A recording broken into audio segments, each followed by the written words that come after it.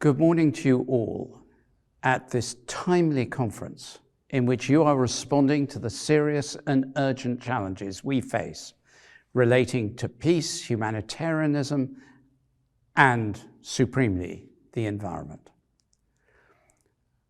I regret deeply not being able to be with you in person, but I am especially grateful to Sharon Harper, the president of the Mothers Union, which is both the oldest and largest women's group in Christian life, who is very graciously representing both me and the Anglican communion here, even though in the circumstances she can only be with you online. The work the Mothers Union does round the world continues to be a huge blessing for the millions of people whose lives they transform. I assure you, Sharon will be a vast improvement on myself. In a difficult time, I'm inspired by the way that people have come together around the world to care for one another, to ensure justice, and to pursue peace. I particularly thank Professor Azza Karam for her support as a joint signatory to the declaration by the President of the International Committee of the Red Cross and global faith and humanitarian leaders for equitable distribution of COVID vaccines. It was an extraordinary example of religious groups, NGOs, humanitarian groups coming together for the common good. The COVID-19 pandemic has been the clearest possible illustration of our interdependence. We cannot pretend that we exist separately in isolation from one another. We cannot ignore others and only care about ourselves. As the saying goes with COVID, nobody is safe until everybody is safe. At the most local level, during the lockdown in the UK, I spent time as a volunteer chaplain at the major hospital across the road from my home in London, St Thomas's. I saw how COVID indiscriminately affected people of all forms of belief and none. But I also saw the wonderful care and sacrifice, even sacrifice to death, of health workers, of cleaners, receptionists, surgeons. Questions of faith have never been more relevant. People are naturally questioning how we live and how we relate to each other. All over the world, religious communities are responding with deep wisdom, compassion, and generosity. I hope that something in us leaps when we see that. This is a religious world. 84% of people say they belong to a faith, and that number is growing, not shrinking. It is vital that governments and NGOs continue to work with religious organizations to appreciate their deep and abiding commitment to communities, often still there once businesses and other organizations have moved on. The great issues of our age affect us all, and we're deeply diminished when we fail to work together to address them. There are so many to work on: COVID, the environment, peacekeeping.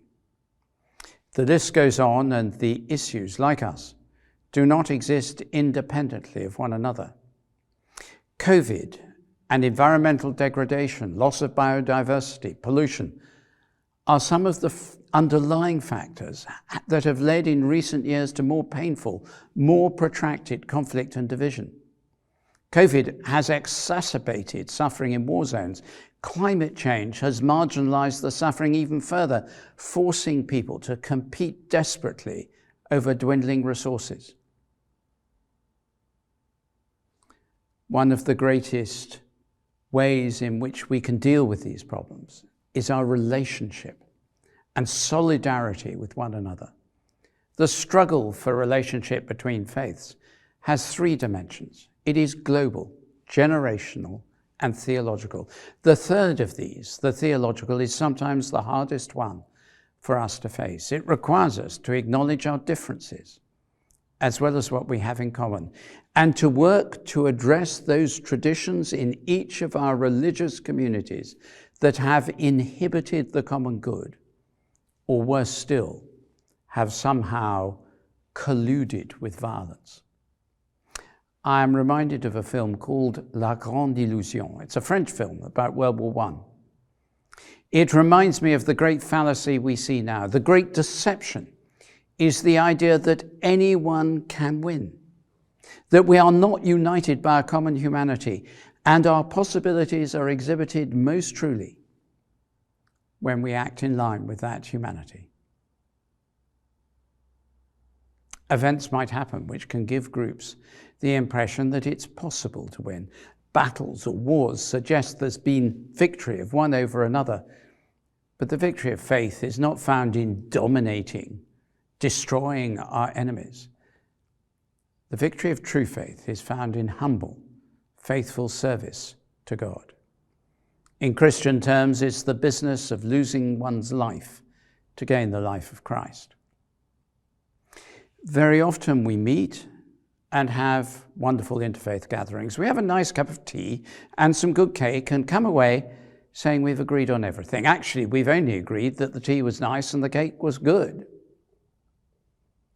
Genuine relationship, which will stand the test of difference, is a relationship which is truthful, honest, humble, sacrificial, a relationship where we risk ourselves for the good of the other. I pray for you all at this conference that there might be deeper relationships, that we might be closer in love, respect, and deep felt human affection for one another, so that as we face the urgent questions of the present and future, we may do so with the unbreakable strength of love and the hope that we find only in God.